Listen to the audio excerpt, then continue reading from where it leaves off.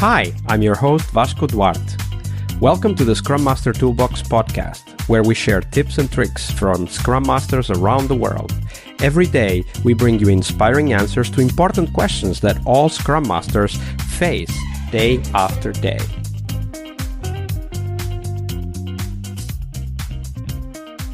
Hello, everybody. Welcome to our Team Tuesday. This week, we have with us Gosia Smoleńska. Hey, Gosia, welcome back. Hello, welcome back. So we're going to talk about teams and how sometimes they become their own worst enemies. But, there's another story about that from yesterday's episode, if you want to check it out. But before that, share with us, Gosia, what was the book that most inspired you in your career as a Scrum Master? It was The Culture Map from Erin Meyer. This is a book about cultural differences. And because we work in so diverse organizations, it's a great book to understand the dynamics and the differences, especially in giving and receiving feedback, in making decisions, and even in being on time. What does it actually mean, being on time in different cultures? So it was like mind-blowing for me. And I think that's a great book to read. Yeah, absolutely. Even simple things like being on time can have a significant impact and meaning in different cultures. I think this is a very important thing to recognize. And of course, that's just an example. There's a lot more in human interactions. So we'll definitely put the culture map link in the show notes for people to go and check it out. And speaking about culture, of course, Tuesdays are Team Tuesdays here on the podcast, and they have their own culture. So Gosia, tell us the story of a team. Walk us through a little bit of the context so that you know how many people, what kind of project they were in, and so on. And then tell us how those small little behaviors developed over time and eventually created a problem for the team. So we were the vendor company for a big pharmaceutical company. And we as a vendor supposed to deliver some part of a code which was old, and our job was to rewrite it and make it perfect, or at least make it nice. Team was conducted with, I think, 20 people. It was 3 different teams. They were working together. The product owner was one. So they did have a bit different goals, each team. However, there was one lead who was mostly collaborating with the vendor. So not with the vendor, but our customer. We were the vendor. And what was happening was that client was not really happy with our progress. It was like small things during the review sessions. They were mentioning, we were expecting that this will happen. Or till this day, we were expecting that we will get already this amount of work from you. Because how it works, it was our team was supposed to give the code base, and then the customers team supposed to switch it in their environment for the old program for the new program. So it started with like really, really small things. Not hitting the deadlines, not really being aligned with the customer, and all the alignments till this time was done by the dev lead. This was how the company worked. This was how the vendor companies set up their area of work for this particular customer. And this is how they worked since the beginning. I joined like in the middle. So I started questioning, like, why is only dev lead speaking with the client, not the product owner? Where is the product owner? Turns out there are no product owners. There is only PM, because product owner was actually the client product owner. So PM was responsible for money and for budgeting, for timelines. And PM, do you mean product manager or project manager? Project manager, yeah. Yeah. Because product owner was just a customer. So what I noticed is that the dev lead, and again, cultural differences, because dev lead was from different culture, client was different culture, and the team was different culture. So we have mix of everything. And to add up on that, it was like from all around the globe. So it was not even Europe, it was different continents. David was afraid that the code quality is not good and that they will be judged by the code quality. So what he was doing, he was asking all the developers to firstly send the code packages to him. He was reviewing that, and then he was sending the packages to the customer. When they started, it was only 5 people in the team. Back then, it worked. They were not they were not missing the deadlines. But when the team grew bigger to 20 people, it's hard for one person to review everything and still be on time with customer.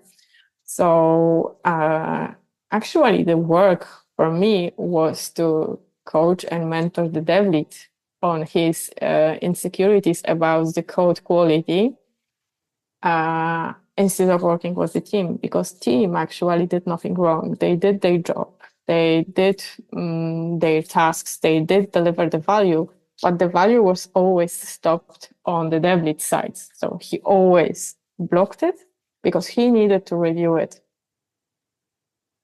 And we actually never fixed this problem. I left this company after 6 months, I think, because it was impossible to actually change his mind. And even client was like, I'm not buying your story. I don't like it. So yeah, this is how it looked. That is a really difficult situation when you realize that for the team to really deliver on the customer's expectations, somebody in the team needs to significantly change their own way of working and even their own personal expectations of how the work gets done. And of course, that may not be possible. Now, it's not very common that there's only one person that needs to change. Usually there's a lot more, like managers that need to change and developers and testers and so on that need to change. But in this case, it's even scarier because only one person needed to change something and they couldn't. Yes, and the sad part was that this was a really good engineer. It was a really nice person. So it was not like it was something wrong with him and you could see it. It was really nice person. It was really good engineer. He had a lot of knowledge, and his worries were somehow true because the code quality was not the best one, but the code was working and the value was delivered. And this was why the customer was paying us. So as you said, it's when you have to work with only one person and the company, because we as a company, we were big vendor company. So they were not really paying attention for one person in the team. So it's you who somehow needs to help. Absolutely. And when you think about this kind of like, I mean, I've been in therapy for many years and I know how hard it is to change, even when you want to. But then when you're driven by fear, like in this case, right? Like you're afraid the code will be bad and that will reflect on you. And fear is the ultimate motivator. People will do crazy things if they are afraid. And our role would be to try to help this person to step out of that fearful reaction. But that is not even psychologists can do that all the time.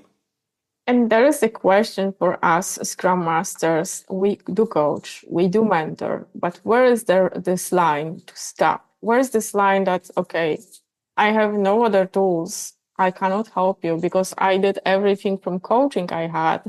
I did, for example, in coaching, you have this exercise, which is experts circle. I'm not sure if it's proper name in English, but it's like, if you would have expert, who would what the expert would you tell on this situation? And this is what we can do as a Scrum Masters, but also we need to remember when we use coaching that the person needs to agree. And what if the person doesn't agree on coaching? Then we have mentoring. And we not always have experience in situations like that. So how can we mentor when we don't have experience? Absolutely. For me, what this story illustrates is the fact that, we also talked about this yesterday, we work with people, period. People do the work that the clients need or the employer needs, but we work with people. And when people don't want to do the work, and they might have good reasons to, there's nothing we can do. And I think that what you said, that you eventually left because there was not much we could do anymore. I think that's a very important boundary for us, for our own mental well-being, to be able to set, right? Like, there will be situations in which you can't really help the person because they don't want to be helped. Yes, there is an old saying. I don't remember who said that to me, but I think it was somewhere at the beginning of my career, and I still remember that. It's change organization or change the organization. Absolutely. And I still keep it with me, because there are situations for us Scrum Masters that, as you said, if people doesn't want to change and it's work with people, then we have to have some boundaries. And to keep us safe and to keep us still not burn out, because we also can have burnouts. We need to have our boundaries. Yeah, absolutely. That's very well said. We need to have our boundaries. Thank you for sharing that story, Gosia. Thank you.